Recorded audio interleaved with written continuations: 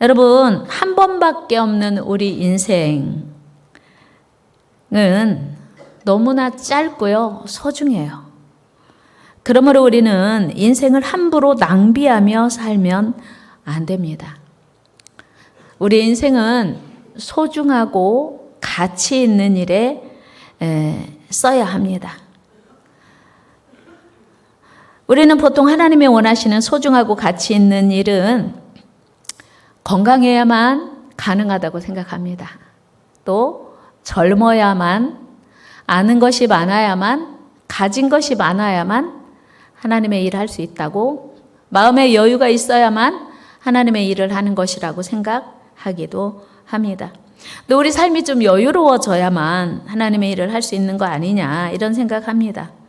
그러나 여러분, 우리가 기억해야 할 것은 건강해야만 하나님의 일을 하는 것이 아닙니다. 가진 것이 많고 배운 것이 많아야만 하나님의 일을 할 수 있는 것도 아닙니다. 건강이 좋으면 좋은 대로, 건강이 약하면 약한 대로, 가진 것이 많으면 많은 대로, 적으면 적은 대로, 우리의 삶은 하나님이 원하시는 대로 우리는 살아야 합니다. 왜요? 우리는 내가 원해서 살고 있는 게 아니거든요. 우리의 인생은 하나님의 선물이에요. 오늘 하루가 하나님의 선물입니다.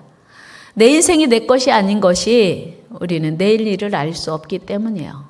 여기 계신 여러분 중에 그 누구도 내일 어떤 일이 일어날지 아무도 알지 못합니다. 그래서 하나님이 오늘 하루를 우리에게 주신 선물이고요. 그래서 하나님이 주신 선물인 오늘을 값지게 하나님이 원하시는 대로 살아야 합니다.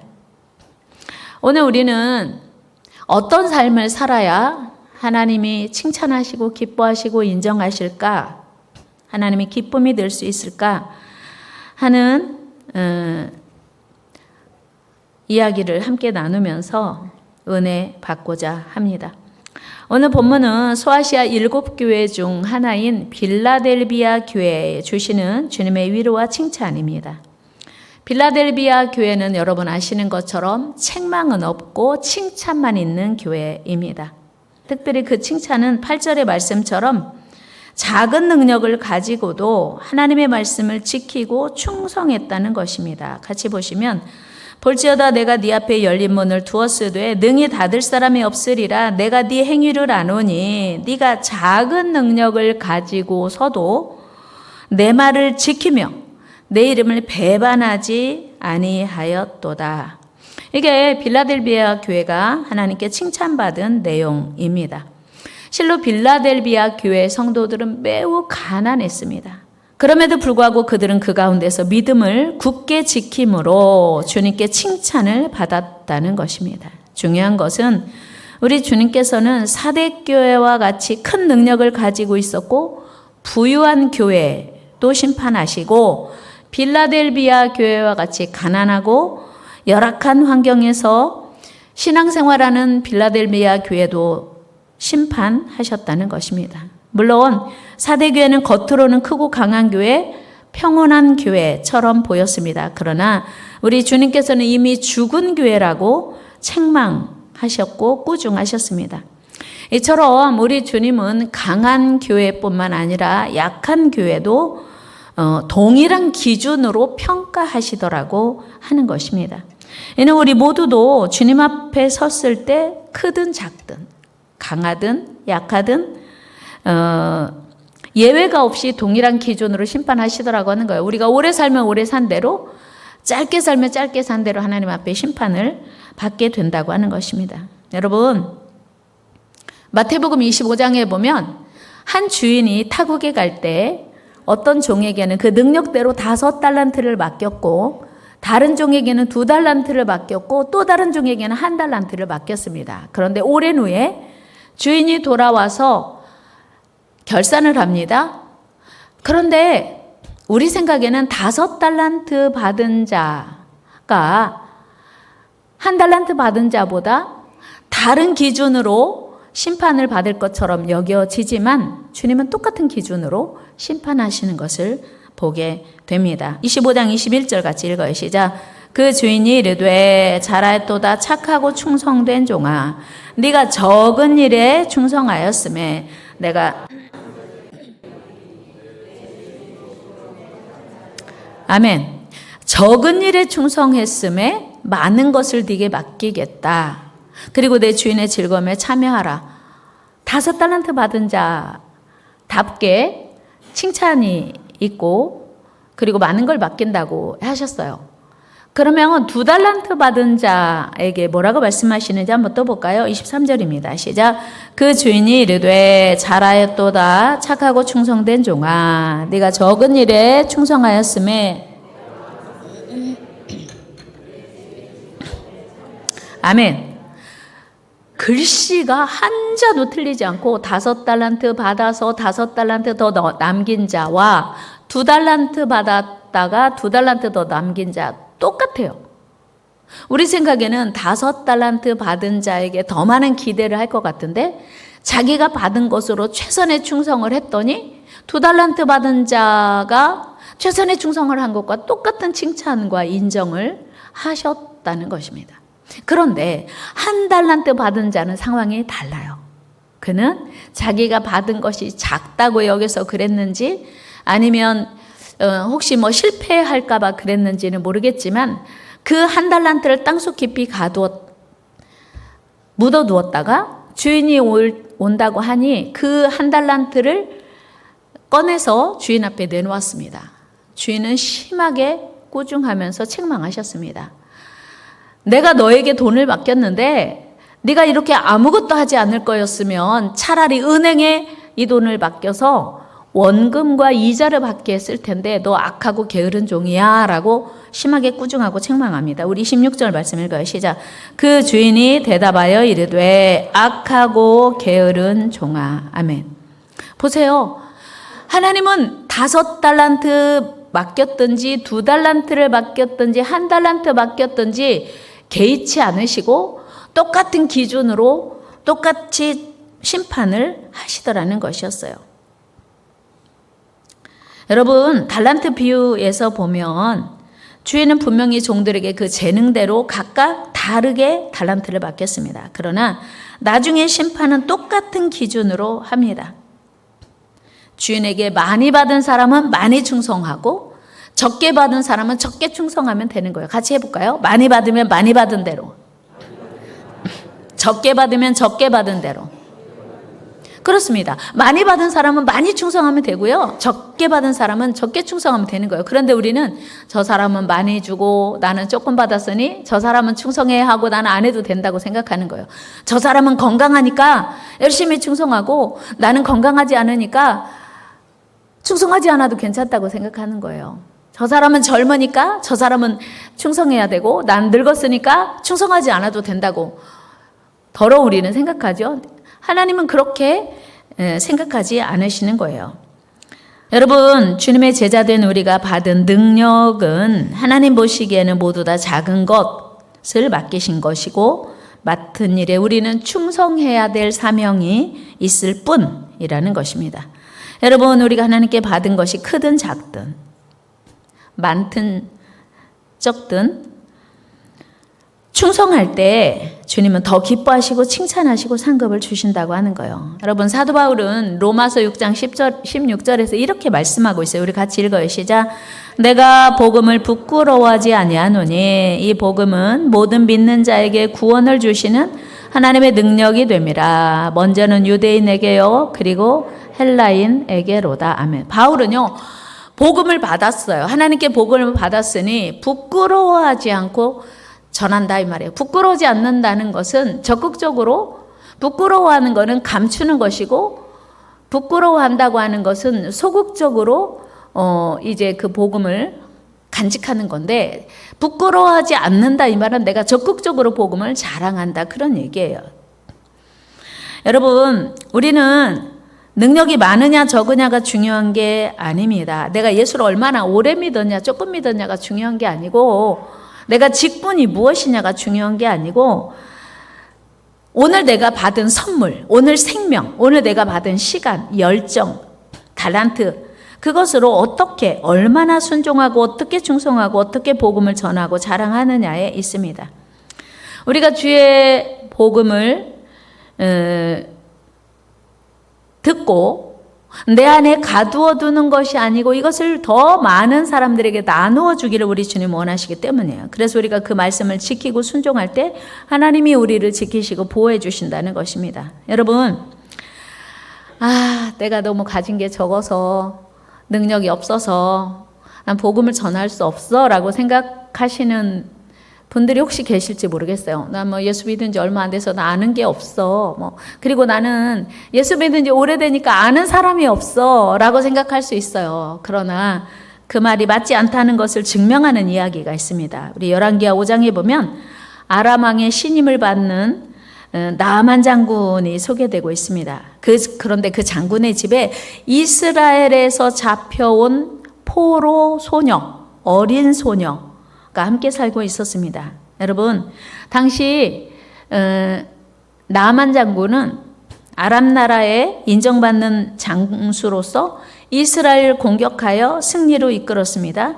아람 왕에게 공을 세워서 총애를 받고 있던 나아만 장군이 그 집에 살고 있는 포로 소녀, 그러니까 그 장군의 번쩍번쩍한 그 업적과 존재감 없는 어린 소녀를 성경은 비유하고 있습니다. 대비시켜서 소개하고 있습니다. 그러나 성경에 보면요, 이 어린 포로 소녀의 말에 누가 귀를 기울이겠습니까? 그러나 그 어린 소녀가 자신의 능력이 지극히 보잘것없고 작은 것이라고 주눅들지 않고 망설이지 않고 그리고 주저하지 않고 자기 안에 있는 복음을 당당하게 전했습니다. 생각해 보면 이 어린 소녀는 굳이 나만 장군이 낫든 말든 나병에 걸려서 고생을 하든 말든 신경 쓰지 않아도 자기 살아가는 데 문제 없어요. 주인 마님에게만 순종하면 자기 존재에 별 문제 있겠습니까? 이 어린 소녀가 그 복음을 우리 주인이 엘리사 선지자에게만 가면 반드시 낫는다고 하는 놀라운 소식을 알고 있어도 굳이 말하지 않는다고 그 사람들이 알 수도 없고 자기에게 어떤 해가 오는 것도 아닙니다. 그저 주인이 시키는 대로 묵묵히 순종하기만 하면 종의 신분이기는 했지만 별 문제 없이 살 수 있었을 것입니다. 그러나 이 어린 소녀는 자기가 알고 있는 나병에 걸린 나아만 장군이 치료받는 길을 분명하게 소개했습니다. 하나님의 선지자에 대해서 자신 있게 소개하고 있습니다. 열왕기하 5장 3절 말씀 같이 읽어요. 시작. 그의 여주인에게 이르되 우리 주인이 사마리아에 계신 선지자 앞에 계셨으면 좋겠나이다. 그가 그 나병을 고치리이다 하는지라. 아멘. 여러분, 이 소녀가 대단히 담대한 것이 이게 하나님 믿는 사람들의 특징이에요. 만약에 안 났으면 어떻게 할 건데요? 그렇죠?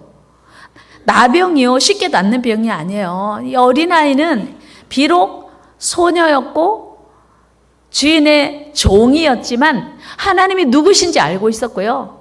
하나님이 누구신지 알고 있으면서도 주저하지 않고 자신 있게 당당하게 소개하고 있는 것입니다. 나아만 장군이 얼마나 대단한 존재인지를 5장 1절에서 표현하고 있습니다. 같이 읽어요. 시작. 아람 왕의 군대 장관 나아만은 그의 주인 앞에서 크고 존귀한 자니 이는 여호와께서 전에 그에게 아람을 구원하게 하셨음이라. 그는 큰 용사이나 나병 환자더라. 나아만 장군은요, 나병 환자지만 존귀한 자예요. 아주 큰 자예요. 아람 나라의 제2인 장군이에요. 왕 다음으로. 그에 비해서 그 집에 살고 있는 어린 소녀는 종의 신분이었음을, 아주 초라하고 작은 소녀였음을 이렇게 말씀하고 있습니다. 2절 같이 읽어요. 시작. 전에 아람 사람이 떼를 지어 나가서 이스라엘 땅에서 어린 소녀 하나를 사로잡음에 그가 나아만 아내에게 수종 들더니. 아멘. 신분으로 보면요, 나아만 장군과 이 어린 소녀 신분은 하늘과 땅만큼이나 다른, 대비되는 그런 상황입니다. 그런데 중요한 것은 이 소녀는 결코 자신의 자금과 종됨으로 인하여 주눅들지 않고 하나님의 선지자를 소개하고 있다고 하는 거예요. 여러분, 결론적으로 보면 이 어린 소녀의 이 소개로 인하여 마침내 나아만 장군이 그 불치병인 나병에서 완전히 치료되는 은혜와 기쁨을 누리게 됩니다. 물론 나만 장군이 치료되는 과정에서 여러 가지 우여곡절을 겪기는 했습니다. 나만은 어린 소녀의 소개대로 바로 엘리사 선지자에게 갔더라면 고생 덜 했을 거예요. 그런데 이 나만 장군이 엘리사 선지자에게 간 것이 아니라 아람 왕에게 갔어요. 우리 말씀 한번 같이 읽어봅니다. 4절 같이 읽어요. 시작. 나만이 들어가서 이스라엘 땅에서 온 소녀의 말이 이러이러하더이다 하니. 아멘. 이 어린 소녀가 엘리사 선지자를 소개했는데 왕에게 갔어요. 그랬더니 왕이 그렇구나. 그러면 이스라엘 왕에게 가야지. 아람 왕은 이스라엘 왕을 소개합니다. 6절 말씀 읽어요. 시작. 이스라엘 왕에게 그 글을 전하니 일러스되 내가 내 신하 나아만을 당신에게 보내오니 이 글이 당신에게 이르거든 당신은 그의 나병을 고쳐주소서 하였더라. 아멘. 여러분, 이 소녀가 분명히 엘리사 선지자가 이 병을 고칠 수 있다고 했어요. 그런데 나아만 장군은 돌아 여러 어려운 경로를 과정을 거칩니다. 우리 인생 아니에요? 어리석고 무능한. 여러분, 우리가 당한 문제를 하나님 앞에 가지고 오면 분명히 해결의 길이 있음을 믿습니다. 왜요? 우리가 믿는 하나님은 다윗의 열쇠를 가지셨기 때문이에요. 열면 닫을 사람이 없고 닫으면 열 사람이 없는 다윗의 열쇠를 가지셨거든요. 그런데 어리석은 인간은 하나님을 직접 찾기보다는 돌아 고생 다 하고 마지막에야 하나님께 찾아오는 그런 습성이 있어요. 여러분, 어려운 일이 있을 때 주께 바로 나아오는 은혜 있기를 축복합니다. 우리 인간의 어리석음과 실수가 우리에게 더 많은 고통을 가중시키는 거예요. 그리고 마지막에 이제 엘리사 선지자, 이스라엘 왕이 막 두려워하죠. 내가 어떻게 나병을 고치냐? 나 못해. 나 그런 능력 없어. 그 소식이 이제 엘리사 선지자에게 들어갔고, 엘리사 선지자에게 글을 저에게 보내십시오. 제가 알아서 해결하겠습니다. 한 거예요. 그리고 이제 7번 요단강에서 씻으라는 그 말 때문에 막 화를 내고, 우리나라에 더 맑고 깨끗하고 큰 강이 있는데 더러운 요단강이냐 하면서 또 나아만 장군이 하마터면 병을 못 고칠 뻔한 일도 있지요. 그러나 마침내 엘리사 선지자의 말에 순종하고 그 나병이 고쳐집니다. 우리 14절 말씀 읽어요. 시작. 나아만이 이에 내려가서 하나님의 사람의 말대로 요단강에 7번 몸을 잠그니 그의 살이 어린아이의 살같이 회복되어 깨끗하게 되었더라. 아멘. 여러분, 하나님의 말씀이 우리를 치료합니다. 하나님의 능력이 우리를 치료합니다. 여러분, 그래서 우리가 질병이 오면, 육신이 연약해지면 당연히 병원 가야 됩니다. 그러나 하나님, 만병의 의사가 되시는 하나님께 여러분의 치료를 위해서 기도하시기를 축복합니다. 하나님이 의사를 통해서 치료하시고 고치시기 때문입니다. 어찌되었든 나만 장군은 어린 포로 소녀를 통해서 그의 나병이 깨끗이 치유되었습니다. 여러분, 이것이 작은 능력이 일으킨 기적이에요. 어린아이, 종, 소녀.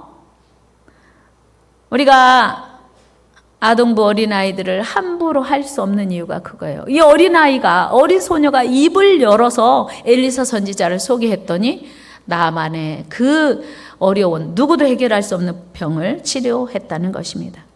우리 하나님은 능력이 큰 사람을 통해서도 역사하시지만 작은 능력을 가진 작은 사람을 통해서도 일하십니다. 충분히 일하시고 영광 받으십니다.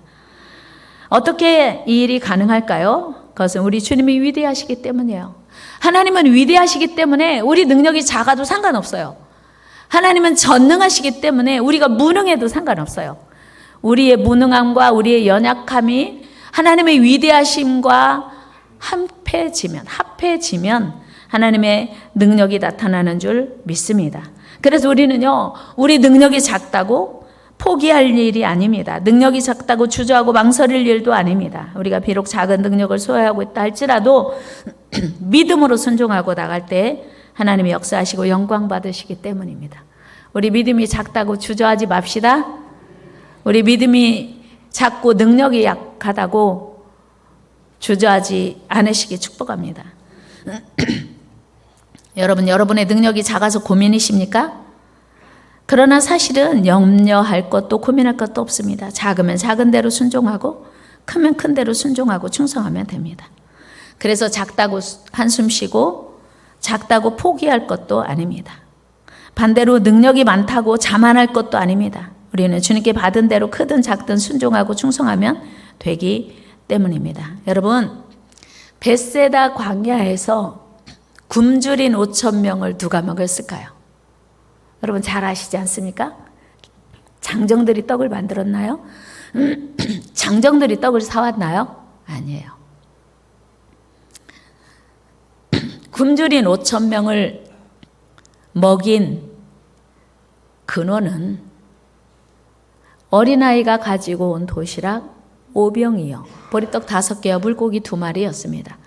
안드레가 고백하기를, 주님, 이렇게 많은 사람에게 5병이요 너무 작은 것입니다. 이것이 무슨 도움이 되겠습니까? 라고 고백하거든요. 우리 요한복음 6장 9절 말씀 읽습니다. 시작.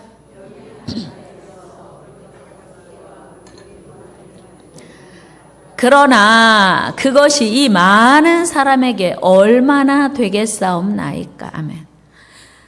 남자 장정만 5,000명이에요. 여자와 어린아이 합하면 2만 명은 좋게 될 텐데 어린아이 도시락이 무슨 도움 되겠습니까? 안드레의 고백에서 말도 안 되게 턱없이 부족한 이 도시락임을 우리는 확인할 수 있습니다. 그러나 그 작은 것이지만 그것을 주님께 기꺼이 드렸더니 우리 주님은 그 작은 것을 통하여 크고 놀랍고 위대한 일을 이루셨다는 것입니다. 여러분, 이제 우리 차례예요. 저와 여러분들이 능력이 작다고 작은 것이 아닙니다. 힘이 없다고 약한 것이 아닙니다. 우리의 작은 능력이라도 하나님께 드리면 크고 위대하신 하나님은 반드시 그 능력으로, 하나님의 능력으로 위대하신 역사를 이루어 가실 것이기 때문이에요. 여러분, 우리의 작은 능력 작다고 주눅들지 맙시다. 작다고 부끄러워하지 맙시다. 포기하지도 맙시다. 그것이 작은 것일지라도 믿음으로 주께 내어 드립시다. 일단 주님께 맡겨 드리면 주님이 일하십니다. 주님이 역사하시고 영광 받으십니다.